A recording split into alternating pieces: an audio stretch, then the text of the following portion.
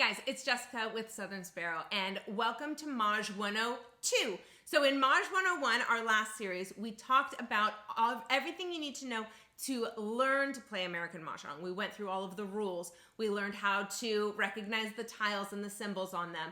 We learned how to read the National Mahjong League card.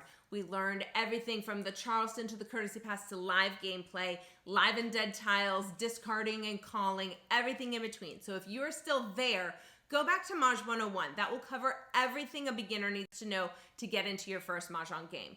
Now that you've completed Mahj 101 and hopefully you've gotten a handful of real games under your belt and you're ready to improve your strategy, you've come back for Mahj 102. Welcome.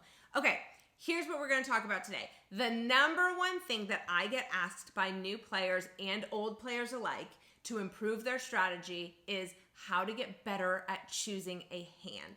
So we're going to walk through my favorite way to improve your ability to quickly and confidently choose a line, a single hand on this National Mahjong League card. And I kind of think of this as Mahjong Solitaire. You can call it solo Mahj, whatever, but you don't need a lot of things. You don't need any friends. You can do this on your own. All you need are your set of tiles. So grab your bag of tiles and you need your National Mahjong League card. And it's super simple. Here's what we're gonna do. We're going to grab 13 tiles from our bag of tiles. I have mine on a rack here. I think it's easy to keep things organized, but you can do this at sports practice with your kids. You can do this sitting in bed late at night before you get sleepy. You can do this in front of the TV. You don't need your rack. I just like to have it if I have a table set up because I think it helps me keep organized. But you need to draw 13 tiles. Then you're going to get organized. The first step anytime you're dealt tiles in Mahjong is get organized. And that just means put your tiles in order of suit and then in number order within those suits. And then put your wins separate and your flowers separate and your jokers separate so that you can see what you have. Remember that Mahjong is all about patterns, identifying those patterns and matching them to a pattern on this National Mahjong League card, right? Well, the only way you'll be able to see those patterns is if you get yourself organized. So step one, draw 13 tiles from your bag. Step two, get organized on your rack in suit and number order with those wins and flowers separate. Step three, you're going to do a mock Charleston. But before you can do that, our step three is really choose a section.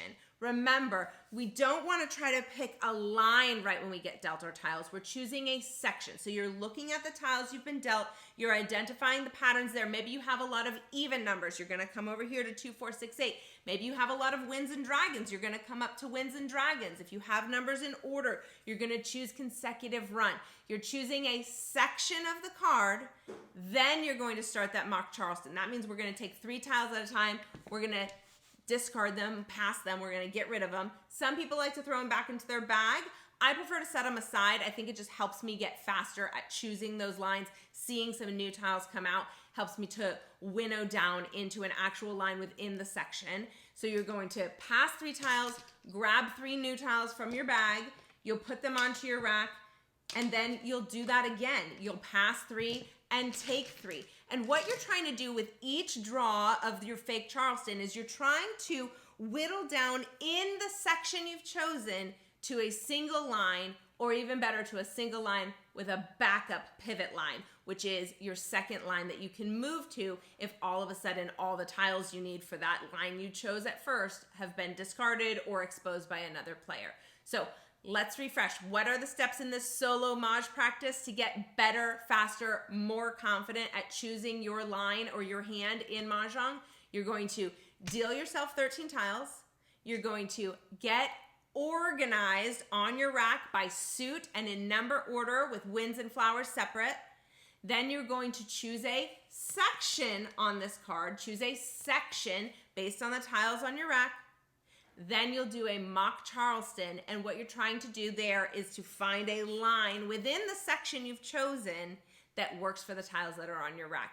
If you do this a couple times a week, you will get better and faster at choosing that hand. You'll be a more confident player, and it will be easier for you when you sit down at the table with your girlfriends, especially if you're distracted by chit chat or cocktail or two, to be able to see those patterns, recognize them in your tiles, find that section on the card, and choose the line as the Charleston goes on. I'll do a handful of example videos, and that will be its own playlist of how to choose a line where I deal myself 13 tiles and practice this mock Charleston to get to a real hand. And you can watch those to see how I make my decisions, which hopefully will help you guys make yours going forward. So go ahead and get those tiles out, get that card out, and run some solo Mahj practice hands to get better at choosing your hand in live gameplay. Happy Mahjing, y'all.